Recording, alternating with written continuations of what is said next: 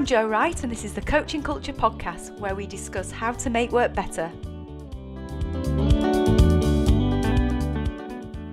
Hello, and welcome to today's Coaching Culture Podcast. And today I'm joined with the wonderful Louisa Fryer, who came into my world and the world of coaching culture a number of years ago.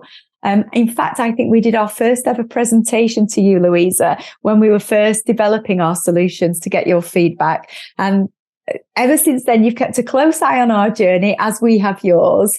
And now you're here with us today to join us as an L&D professional, but absolutely head of everything, which is head of leadership, talent and culture at Restore PLC. So welcome to today's podcast. Thank you. It's brilliant to be here. And I know we've got so much to talk about. But before we dive into what we're going to talk about on today's topic, tell us a little bit more about yourself and your story, and I suppose how you've come to be here today on our Coaching Culture Podcast. Yeah, so I'm currently head of everything at Restore PLC. I say that head of everything because I've got like three kind of areas that I look after. I look after leadership development, talent and culture.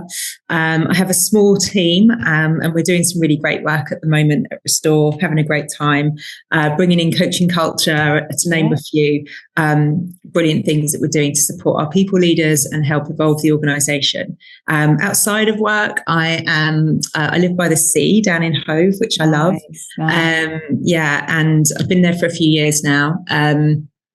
I am really big into my well-being, actually, and that's been triggered probably about a couple of years ago when I stopped drinking, which was my final attempt at stopping. I'd had a couple of attempts before then, but ever since stopping, become more and more interested in well-being and quite curious about the movement right now of sober curiosity in the world and society. I really think it's exciting that we've got like Guinness Zero sponsoring rugby, Bud Zero sponsoring the World Cup, and adverts, the Gordon's Gin is advertising next to its alcohol and non-alcohol option. So I'm really excited by that. And I think what's sparking that is, people are starting to question their relationship with alcohol. And like I did, and just I think it's an interesting time. I think it's a really interesting time. So I'm quite passionate about that topic and well-being, and keen to do some work around well-being and alcohol awareness at Restore, and potentially other organisations as well, coming up in the future. So tell me a little bit about your role at Restore then, and then obviously how you can feed your well-being agenda into that. So tell me a little bit about what you do at Restore currently. So we've been really busy recently rolling out a Leading at Restore people leader program. So that's going out to 500 of our people leaders. And it really centres around change, going through change, leading others through change, which we are going through vast amounts of change, big transformation program here. And it also looks at feedback, how to give effective feedback, the importance of feedback and praise, which I'm a massive fan of. Yes. And also looking at coaching. So looking at basic coaching skills, leveraging coaching culture, but also we do some stuff in person with coaching. Super. And therefore you've got a huge role and task and of all the things that you do. And I know how passionate you are.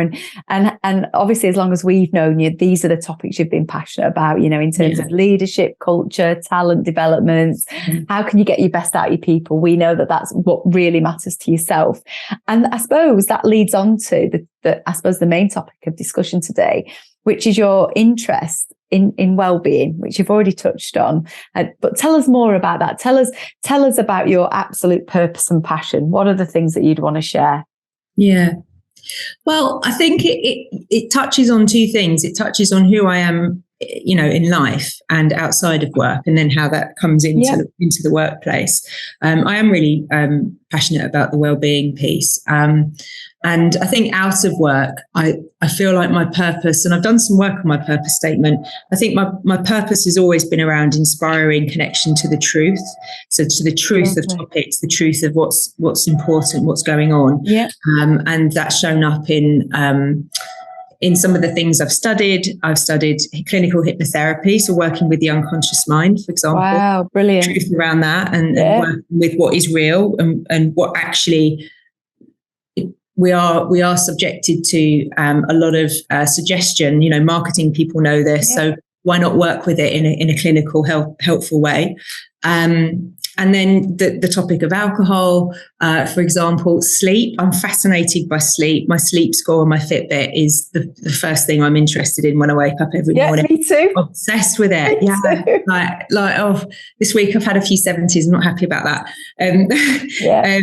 And so I'm interested in those things outside of work. But what's interesting about bringing it into work is the impact on performance. So my own journey of stopping drinking, I've really noticed the clarity of mind that I have, how much easier it is to make decisions, better judgment, better EI. Everything's just better. And I think it's interesting to pair what's going on in society with workplace wellbeing and bring a little bit of this into work in a helpful way, and not be like the alcohol police, policy. It's not about that. It's about people tuning into who they are and if they really need it.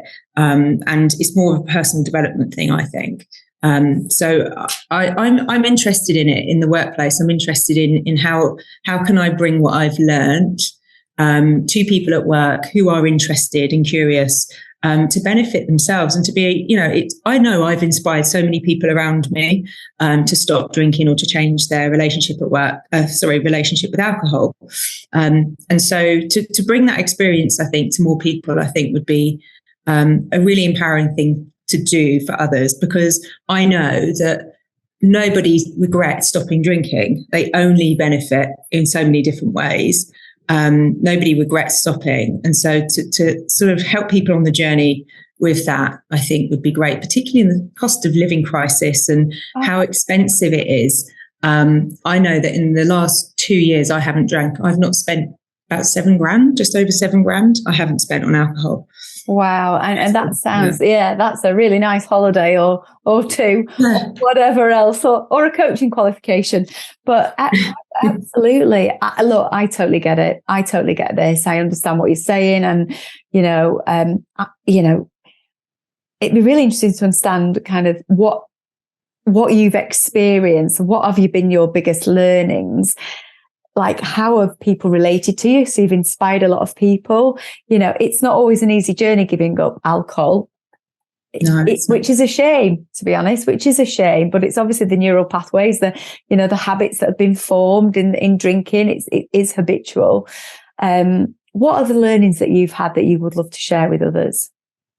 I think it's really important to educate yourself on the topic if you are curious about it, and if you are in your mind having a conversation with yourself about drinking, then it might be a sign to consider exploring the journey, exploring your relationship with it. I know for me, it was quite a personal experience when I first stopped, and then I started again, and then I stopped again. And I think that you have to remember, when you do something different to others, half the time, I think it just triggers them a bit. It makes them address and connect with their relationship with alcohol. Definitely. And so you have to do it for yourself.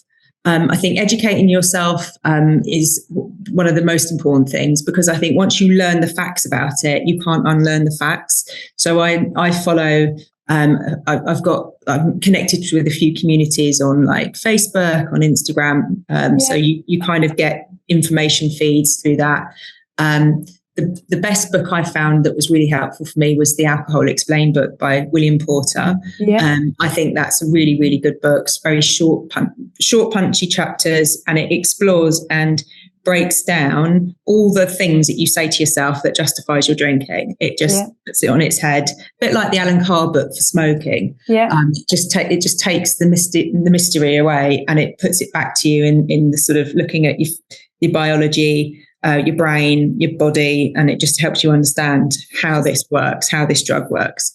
And it is that, isn't it? It is a drug, and it's a legalized drug that we all think is hugely acceptable in society because that's what we've been told, when actually it causes also a whole heap of problems for so many people in and out of the workplace. Completely.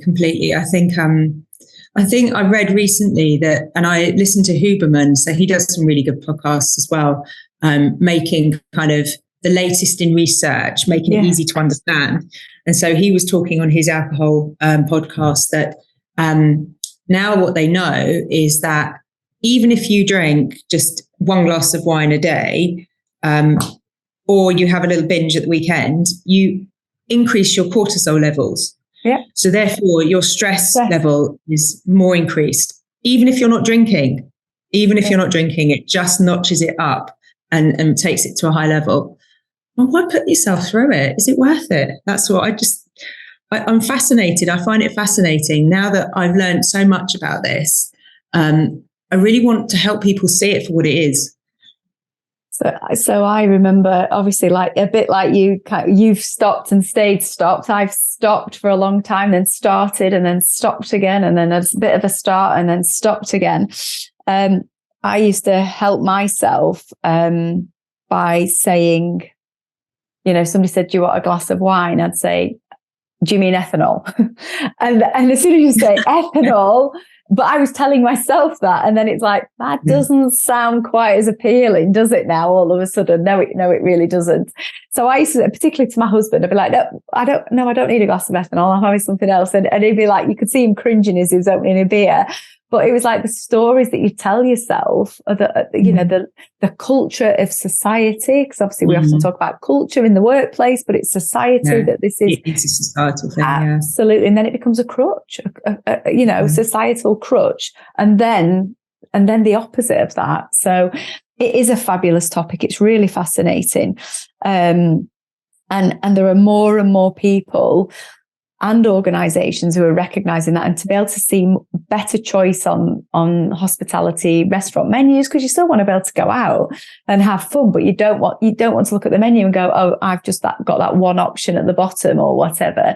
Actually, to see more and more great options that, I went out with a friend and we had a bottle of it was alcohol-free champagne. We had the whole experience. It was in an ice bucket next to us. We had the champagne glasses with strawberries in the whole thing.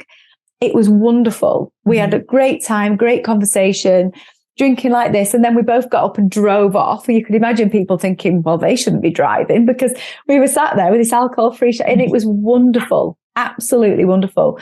It was about the experience, not how much ethanol was in the bottle. And I really triggered something in her by doing that. So I totally, certainly to me, preaching to the converted, but it's not always easy, is it, for, and I know you're not preaching, but do you know what I mean? Preaching to the converted. I know how more and more people are getting very, very interested in giving or changing their relationship with alcohol. Yeah, changing. I'm doing a sober coaching course with Janie Lee Grace at the end of March. So Janie Lee is a BBC Two presenter, and she has also gone on a journey with alcohol, and now she runs this training to help people coach others. So I'm really excited about that, because with my hypnotherapy background and coaching background, it's just going to be a nice way to help, because I think it is a bit of a taboo topic, but becoming less so. And I'm just listening to her book at the moment, and she's kind of calling out that she thinks between 5 and 10 years, it's going to be the thing, a bit like where smoking went. It's just going to be that thing where people will be like, oh, it's not as in favour anymore. It's just, I think the alcohol-free movement is getting better. Wine is getting better. I was talking to somebody in an alcohol-free bar in London, and he thinks that by the end of this year, there'll be far more alcohol-free wines available. And they're processing and making wine in exactly the same way. And then they take the alcohol out of the wine at the end. So you get pretty much the same taste. So you don't feel like you're drinking a Vimto juice or anything like that. It feels like drinking a wine. In fact, last night I had a friend over and we were drinking a Sauvignon Blanc that had been wine removed. Sorry, I keep saying wine removed. Alcohol removed, yeah. And he loved it. He loved it. He drinks, and he was really happy to drink this wine with me and to be leaving like fresh-headed. Then drive home. Yeah. I definitely found I became the cab driver, I was everybody's best friend for the cabs. But it is. I think you're right. I think more and more people are becoming more aware of their own well-being, and we're becoming better educated, aren't we? Well, and that happened, like you said, with smoking. So, you look at the programs back in the 50s where it looked quite cool to be smoking, whereas now we just wouldn't expect that or agree with that at all. It's that movement, isn't it? So I do agree with your friend or the person in the bar in London saying the same, that actually this movement has begun. And I don't know about you, but you've seen it a lot more in younger people going, I don't drink. Yeah. And statistically, that's what's coming through is that the larger majority of drinkers are between sort of 40, 65, that kind of age range. Whereas younger people have got a different attitude on many levels and around drinking, because they see it for what it is and they're getting the education when they need it that maybe we didn't get when we were growing up. And, it was a very much more acceptable thing. But the conditioning around it is huge. But I'm quietly confident about the movement. And I think that there's, a question. I think in the past you would have said, organisations shouldn't really get close to this.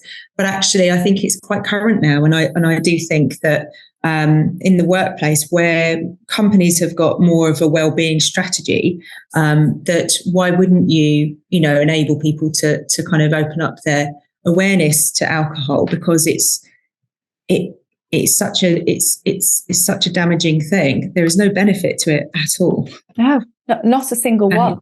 Yeah, and it does get in the way of performance. And it gets in the way of performance. Absolutely. I think there's so much that can be done within organisations on this topic. I've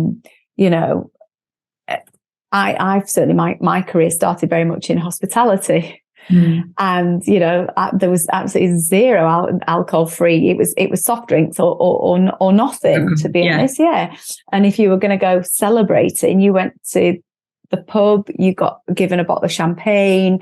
There was no that is it. That's what you're doing. And actually, I think organisations have got a huge responsibility because people spend so much of the time of their life at work, and you get influenced at work with your colleagues, your peers, and obviously beyond that. But I just think that, we've got to open the door. We're opening the doors to so many other topics in society. Why not this one? Why not this one?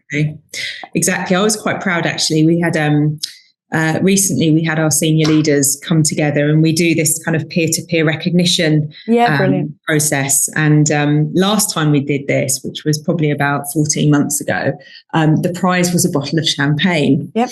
And so after my recent blog, or I did a blog, I think, on the 1st of January, I said to our chief people officer, I think this year it's not alcohol. We can't give alcohol as a gift because it adds to people's cortisol. It ages them. It inflames you. So it's not a gift. That's not a kind thing to give somebody. So we opted for some shopping vouchers and a little box of chocolates instead.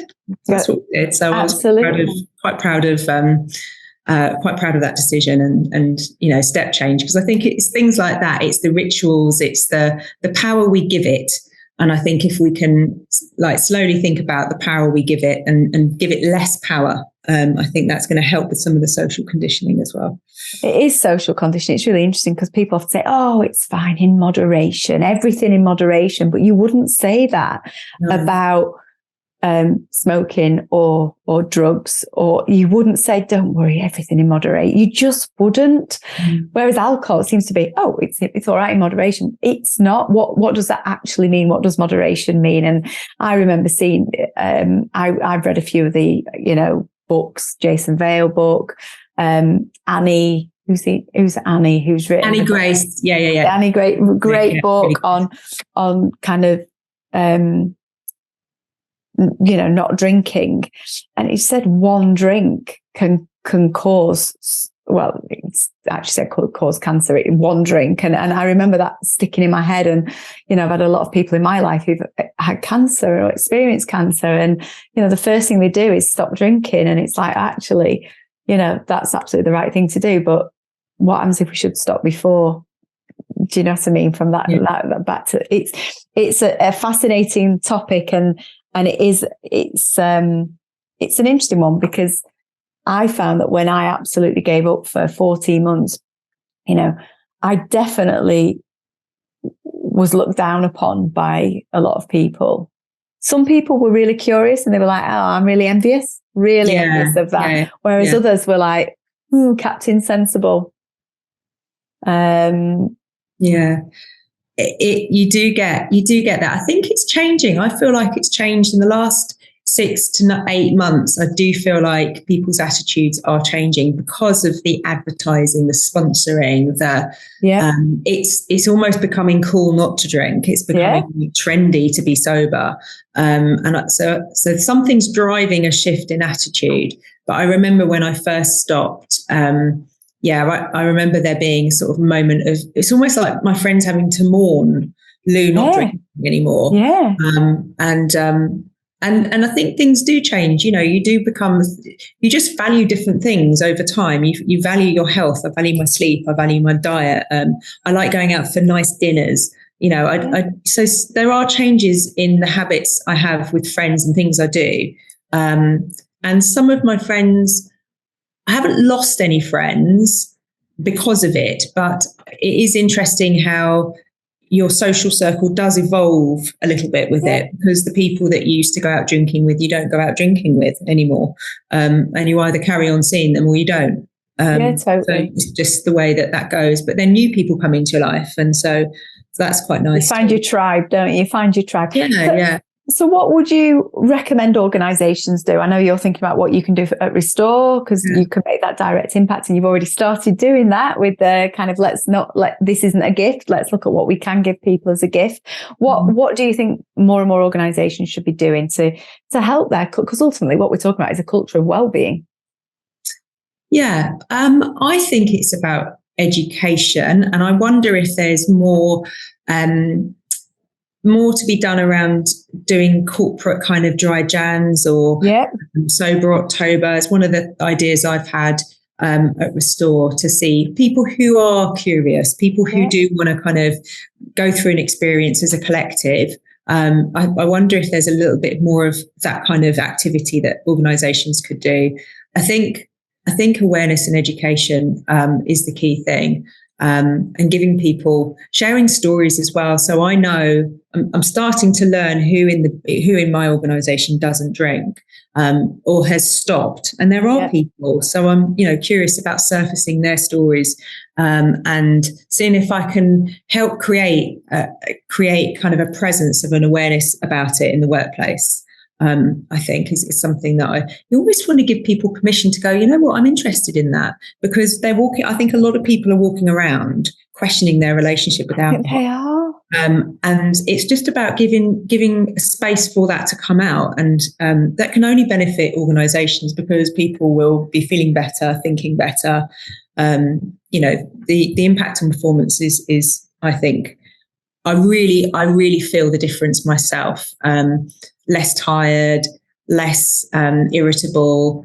I remember days after drinking even one drink or a few drinks, the next day not being able to put a sentence together properly and really stumbling and really struggling, like complete brain fog, just not having that. And I know people who've recently stopped or stopped over dry Jan and remarked on how much clearer their brains are and how much better the thinking is, the quality of thinking. So imagine that. Imagine if everybody increased their quality of thinking, their overall well-being from not drinking. How could that impact performance? And happiness. Happiness. Because, alcohol can cause a lot of arguments, can't it? People say, oh, I'm a happy drunk. Actually, are you really? Are you? So, I told you earlier that I interviewed the CEO of Dry Drinker on the podcast. Stuart, because we used to work together in hospitality, and that was just expected. It was, it absolutely was just expected. And then he suddenly realised, actually, I need to get fitter, I need to get healthier, so I'm going to give up. And when we'd spoken, I think he'd given up for nearly 10 years. And he said, you just take each day as it comes, one day at a time. Don't set yourself any big life goals, one day at a time, and suddenly you wake up and it's X number of years down the line and you're going, actually, look at me now. Let's compare the before and after in so many areas. I think it's a fabulous and fascinating topic that I do agree that I think more and more organisations are going to start waking up to this as a really positive support area for teams and employees. Definitely. So in terms of this then, in terms of you and at Restore, obviously you're going to bring more awareness, you're going to think about how you can do things differently, you're finding out who kind of, I suppose, who's in your non-drinking tribe. What other areas would you like to share today that are kind of going to make a difference to the listeners of what things that they could do? So we've talked about raising awareness, educating people, doing more things like Dry January, Stoptober. How more can we get it on that strategic agenda? Because I think somebody like you are perfectly placed to get this out more and more. Because this could be a real wellbeing movement, couldn't it, Louisa, at the end of the day? Yeah, I think I'm excited about it, to be honest. I think it's a long time coming because it's, like heart disease is the biggest number one killer around the world. And alcohol is a massive contributor to that. Yeah. Along with smoking and sugar. So this is really big. This is really, really big. So as I'm listening to you play that back to me, in a sort of coachy way, I feel. It's getting me thinking, what else can I do? I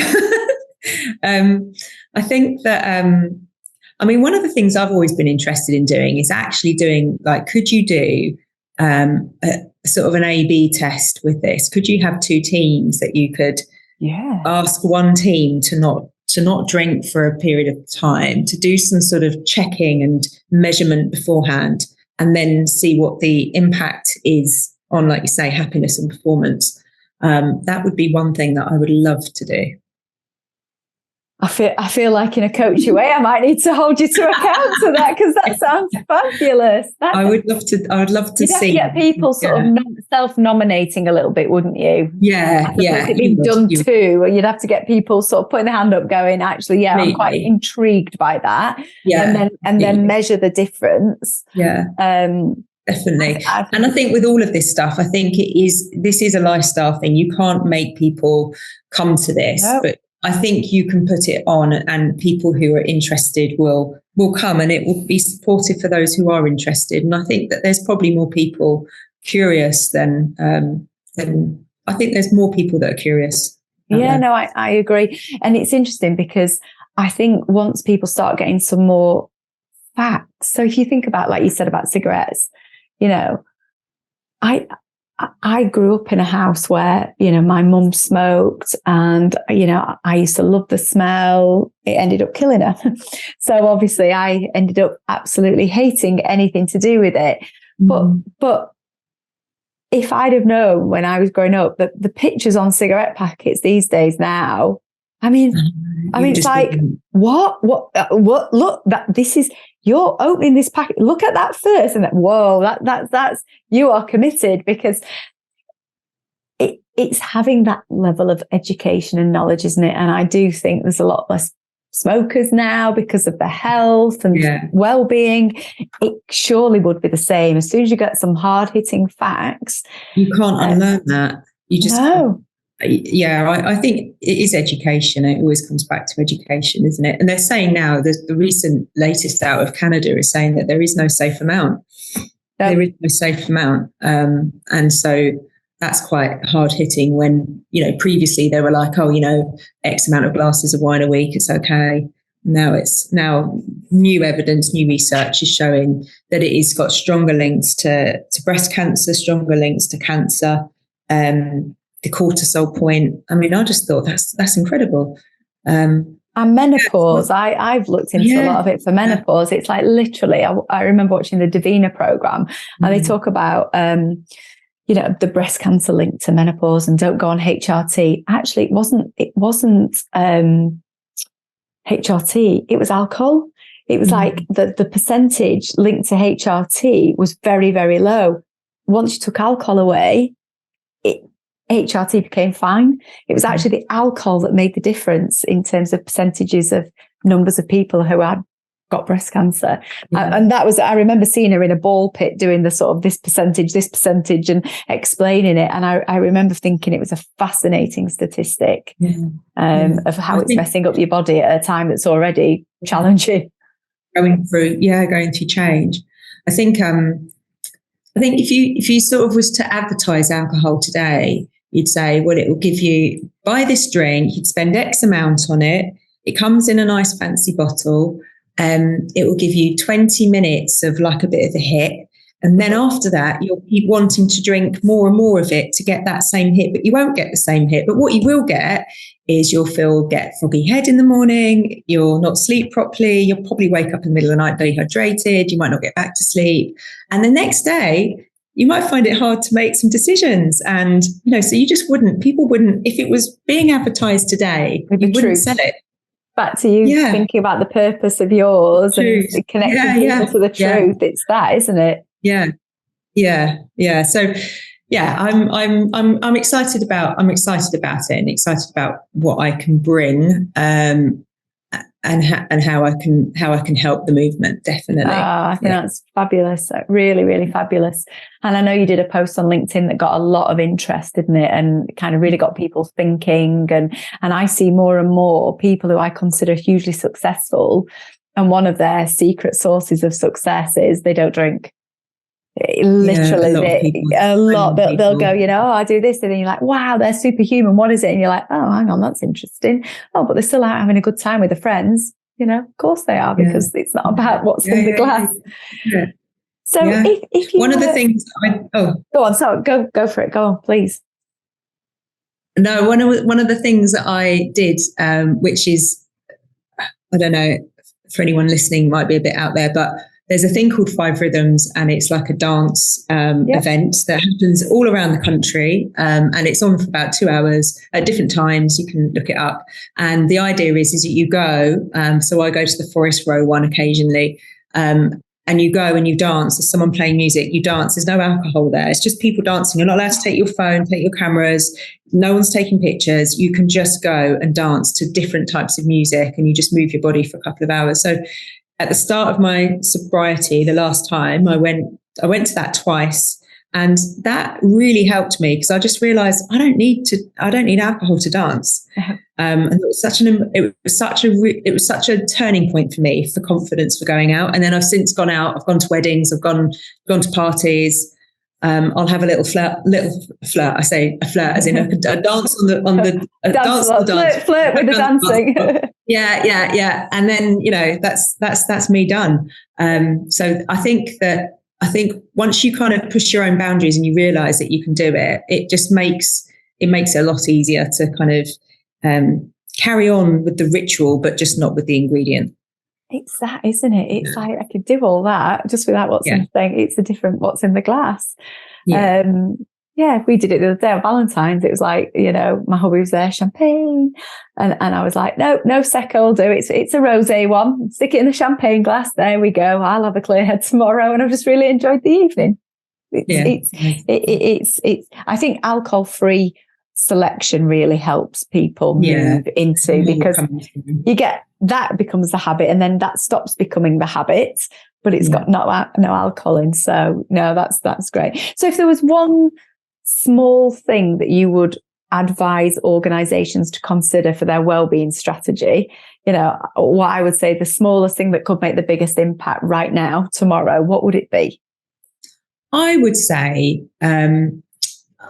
and I keep wanting to do it every year, and it's just not quite happened, but I'd even say just organise a group. Like, you see, if you want to organise a group Stoptober this year, see if you can get a group of people who want to do it, and create the space for them to go through the journey together, create a community.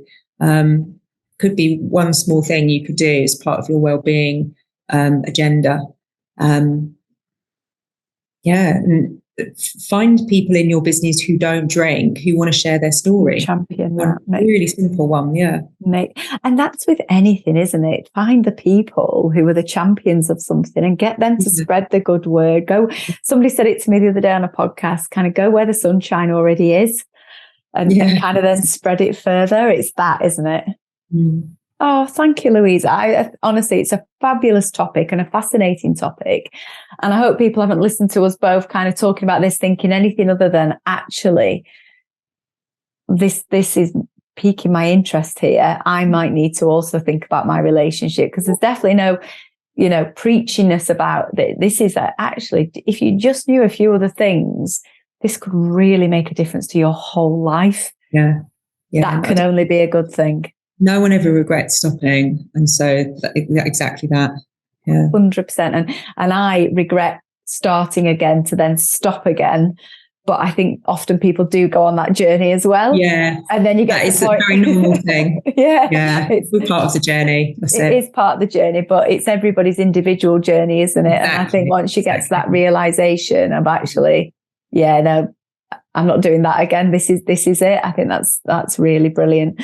Well, thank you so much for joining us today, Louisa. I've really enjoyed your company, as always. I think you've got an amazing topic to talk about and a really positive story to share, and can really make a difference in this movement. I think it's so important because fundamentally, this is about well-being. This is about people's health. This is about self-care. This is about eliminating some of the things that actually could be deep down causing the problems. Without realizing it. It's often masking other challenges, when you've got a clear head, your brain starts thanking you for it, knowing, and your skin and everything else. Thank you again, Louisa, for joining us today. Really enjoyed it. You too. Thank you. And thank you, everybody, for listening to today. Please do tune in to some more Coaching Culture podcasts where you'll hear more fabulous guests just like Louisa today. So thank you.